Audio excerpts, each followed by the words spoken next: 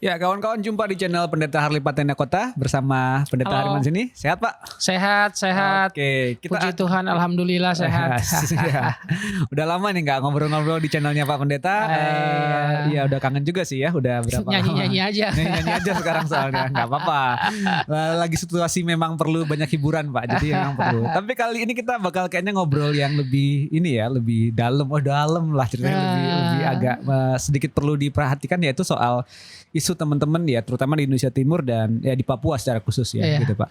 Nggak tahu nih Pak, kalau apa ya kesannya mungkin karena saya atau beberapa orang maksudnya dan kita semua juga mungkin bukan orang asli Papua lah katakan begitu. Tapi di Indonesia katanya kalau ngobrolin ini itu memang satu contoh yang sering jadi ini ya, sering banget diangkat dan nuansanya agak mungkin selalu lebih ini ya, lebih kita harus lebih prihatin gitu karena beberapa kali memang yang diangkat memang berita-beritanya kebanyakan berita yang jadi buruk ya, maksudnya dalam arti memang mendiskriminasi rekan-rekan yang di Papua gitu ya. Jadi kita tahulah kalau ada berita biasanya dulu cerita soal yang di yang waktu kasus yang di beberapa kota ya ada ini terus demo terus dikaitkan lagi dengan gerakan kemerdekaannya Papua dan macam-macam. Terus juga ya dalam beberapa aspek ya kita melihat kadang-kadang Papua itu diidentikan dengan sesuatu yang harus dihindari gitu ya, seperti dan seringnya jadi itu ya kayak mungkin kayak kemarin salah satu pejabat kita gitu, mungkin keceplosan atau mungkin gimana, tapi pokoknya kalau yang buruk dikirim ke Papua gitu. Jadi sesuatu yang ini, maksudnya kenapa Pak isu itu kan maksudnya Papua sudah sejak lama jadi bagian dari negara kita ya, tapi kenapa kesannya kok selalu dianaktirikan atau digimanain tuh Bang? Seakan-akan Papua itu menjadi tempat orang buangan, tempat gitu kan, sampah. Konotasinya selalu berarti yang agak miskin, agak tertinggal. Betul. Gitu. Jadi stereotip itu memang masih kuat mengakar dalam kehidupan kita dan itu menjadi contoh konkret, contoh telanjang dari yang namanya praktik diskriminasi.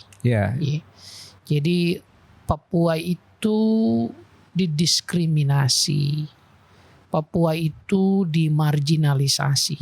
Mereka selalu ditempatkan di pinggiran, ya, bahkan terbelakang dari pembangunan dalam arti yang seluas-luasnya, nggak sekedar pembangunan infrastruktur seperti jalan yang sekarang ini sedang digenjot oleh pemerintah, itu baik ya. Tetapi gak sekedar itu ya. Papua itu butuh cinta ya. Jadi cinta dalam membangun manusia Papua itu yang sangat dibutuhkan, dan cinta itu mesti terimplementasi dalam praktik keadilan ya. Itu harus terimplementasi dalam proses-proses penegakan hak asasi manusia di Papua gitu ya. Dan karena itu melihat berbagai situasi peminggiran, diskriminasi terhadap orang Papua, menurut saya kalau kita mau bicara tentang Indonesia yang Pancasila, yang Pancasilais, maka Papua menjadi ukuran, manusia Papua menjadi ukuran. Jadi kita nggak bisa bilang kita Pancasilais kalau dalam beberapa hal masih meminggirkan ya rekan-rekan dari Papua. Bahkan dalam banyak hal gitu ya. Kita kemarin misalnya terenyuh sekali ya. Bahkan saya pribadi sangat geram ya, marah ketika ada aparat yang betul-betul berlaku keparat ya. Menginjak kepala orang Papua, dan orang itu adalah kaum disabilitas ya. Jadi bayangkan orang dengan disabilitas diinjak kepalanya. Nah, ini tindakan itu menjadi cerminan dari perasaan superior ya dari orang Indonesia ya kepada orang Papua.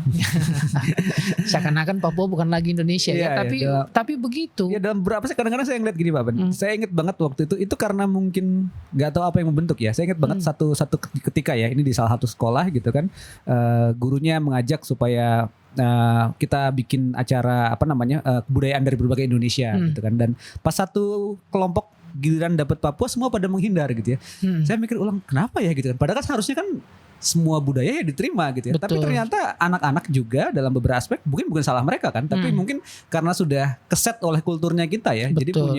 punya pandangan yang negatif tentang teman-teman Papua, padahal sebagai sebuah budaya, sebagai bagian dari Indonesia kan itu sesuatu yang harusnya diterima. Dan kalau kita boleh jujur sebenarnya memang itu nyata ya, itu sangat telanjang dan sangat terlihat gitu bahwa memang ada penyingkiran terhadap mereka gitu. Dan itu yang kadang-kadang mungkin kalau kita kadang-kadang pura-pura bahasa sopannya suka-suka begitu kan, enggak apa-apa kok, kita semua saudara, padahal dalam beberapa hal mungkin kita punya itu ya, orang-orang yang bukan Papua punya pendapat yang dalam tanda kutip mungkin agak mendiskriminasi dan merendahkan mungkin dalam beberapa hal gitu. Betul. Jadi kita semua bersaudara, kita semua Indonesia, itu nggak boleh jadi slogan. Iya, betul. Apalagi kemudian dipakai untuk membungkus dengan sangat apik praktik-praktik penyingkiran, praktik-praktik pelanggaran HAM yang terus-menerus diproduksi di Papua, gitu ya. Bahkan tadi yang Bang Risto katakan bahwa secara kultural ya, dalam praktik hidup sehari-hari sadar atau tidak, mungkin pendidikan bahkan dalam keluarga yang melihat orang Papua dengan budayanya itu kelompok yang rendahan gitu, sehingga kalau kita mau bikin pergelaran budaya, mau pakai budaya mereka, kita kemudian merasa risih atau kemudian merasa rendah, padahal kan Papua itu kaya sekali. Betul, dia punya ratusan suku ya. Bahasanya ada berbeda, 200-an dan itu kan satu kekayaan, kekayaan. Tetapi jangan juga kebudayaan Papua itu lalu hanya jadikan sekedar sebagai sarana penyemarak gitu ya, seolah gitu. Penyemarak atau juga hanya tempelan, sekedar objek pariwisata, betul. Kan. Itu yang nggak boleh. Orang Papua menurut saya itu harus diterima, dihargai apa adanya, bahkan dicintai ya. Papua itu sekali lagi menurut saya butuh cinta. Nah karena itu pendekatan terhadap Papua nggak boleh seperti yang sekarang begitu saja. Oke lah, kita melakukan pembangunan infrastruktur, jalan dan seterusnya, tetapi itu salah satu bagian yang penting. Tapi bagian penting lainnya adalah mencintai dan menerima orang Papua, membangun manusia Papua. Itu betul-betul harus dibuktikan dengan apa? Dengan kebijakan-kebijakan yang tidak diskriminatif ya. Kebijakan-kebijakan yang betul-betul pro ya terhadap orang Papua. Perlu ada affirmative action yang betul-betul dilakukan dalam berbagai aspek kehidupan. Itu yang harus dilakukan ya. Pendekatan terhadap orang Papua, menempatkan mereka sebagai subjek bukan objek, itu betul-betul harus dikerjakan oleh pemerintah, sehingga mesti ada dialog dengan orang Papua dan seterusnya. Itu menurut saya hal-hal yang justru harus dikedepankan, bukan Jakarta mau apa ya. Orang pemerintah harus dengarkan orang Papua mau apa begitu ya. Proses pengkomunikasian yang seperti ini yang harus dilakukan oleh pemerintah. Dan wujud cintanya itu bukan dengan cinta seperti belas kasihan, tapi cinta yang membuat setara ya, sama-sama setara ya. Jadi memang harus didengar sebagai apa yang sebagai orang yang setara gitu ya, sebagai orang yang capable untuk membangun dirinya sendiri, dan kita sama-sama bahu-membahu di sana. Betul, kita kan bisa lihat bahwa banyak orang Papua yang cerdas gitu kan. Betul, bayangkan dalam konteks Papua yang tertinggal seperti itu muncul misalnya orang muda seperti Billy Mambrasar, itu kan luar biasa kan. Bahkan dulu Olimpiade Matematika, itu kan banyak sekali putra-putri Papua yang memang sangat cerdas ya. Jadi betul, mencintai orang Papua itu bukan memberikan belas kasihan, enggak gitu ya, tapi betul-betul membuka ruang bagi mereka untuk menjadi berdaya ya.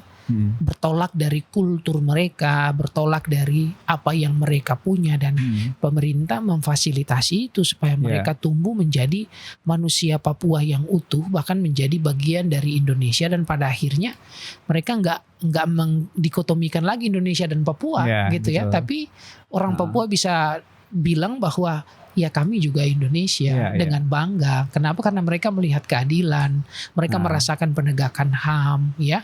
Mereka Papua tidak lagi didiskriminasi oleh orang-orang di Indonesia sejak dalam pikiran, ya. Ya enggak lagi gitu, enggak ada lagi pendekatan yang militeristik di Papua seperti yang terjadi seperti sekarang. Enggak.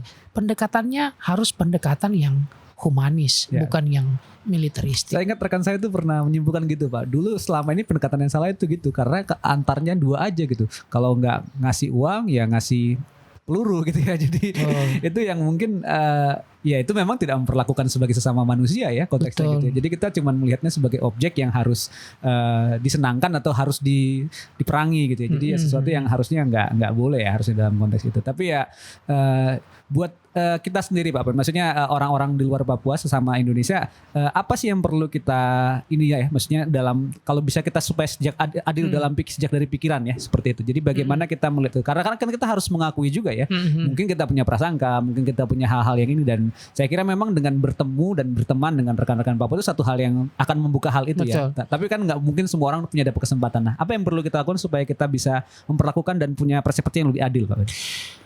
Jadi lihatlah bahwa orang Papua itu manusia sama seperti kita, ya, punya hati, punya rasa, ya, sama dengan kita.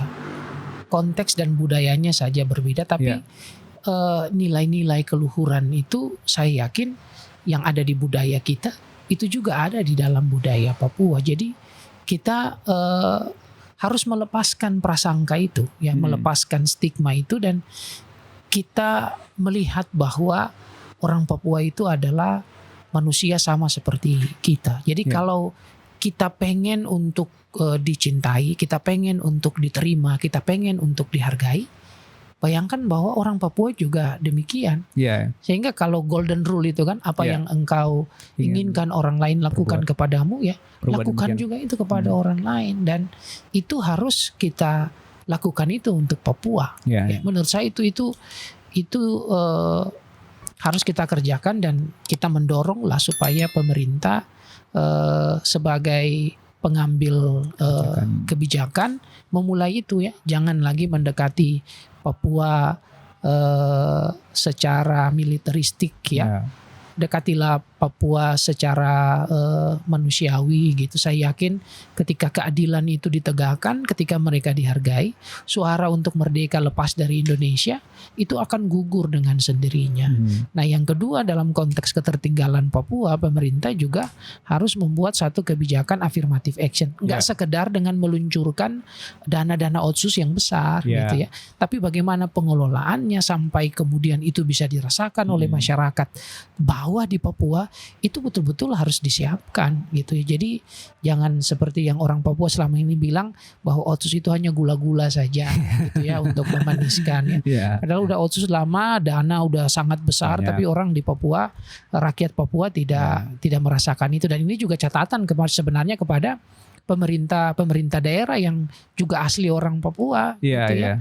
Jangan menjadi teman yang berkomplot dengan dengan koruptor, ya, dengan pemerintah untuk nasional, menikmati gula-gula gitu. Iya. Lalu mengatasnamakan penderitaan orang Papua untuk makan gula-gula itu sebanyak-banyaknya, nanti giginya rusak loh. Itu harus menjadi catatan kritis juga untuk pemerintah daerah yang asli Papua. Iya, betul juga. Dan karena memang itu juga ya, maksudnya jujur aja kalau kita mau adil ya, kita kan mengeruk banyak dari Papua ya. Kita sangat banyak ini. Dan kalau boleh dibilang dana otsus itu mungkin bener cuman gula-gula gitu, karena yang lebih utama karena di pendidikan, di yang lain, dalam banyak hal memang kita tidak memberi perhatian ya dalam konteks yang demikian. Nah itu Pak Pen. Nah kira-kira Pak Pen, kita mungkin beberapa kali ya, maksudnya Pak Ben juga punya pelayanan khusus, terus juga di kampus dan di yang lain juga pernah gitu kan. Nah, rekan-rekan dari Papua tentu akhirnya juga ada juga yang studi di kota ini, terus kita banyak juga bertemu dengan mereka dan kalau yang Pak Ben lihat, terutama kalangan mudanya gitu, harapan apa sih yang paling sering dimunculkan rata-rata kalau mereka ngelihat ini Pak Ben? Anak-anak Papua sebenarnya harapannya menurut saya menjadi samalah dengan anak-anak Indonesia lainnya ya. Mereka bisa mengecap pendidikan yang baik. Kalau bisa nggak sekedar memburu pendidikan yang baik itu di tanah Jawa misalnya ya. Mereka juga harusnya mendapatkan itu sejak di Papua begitu ya.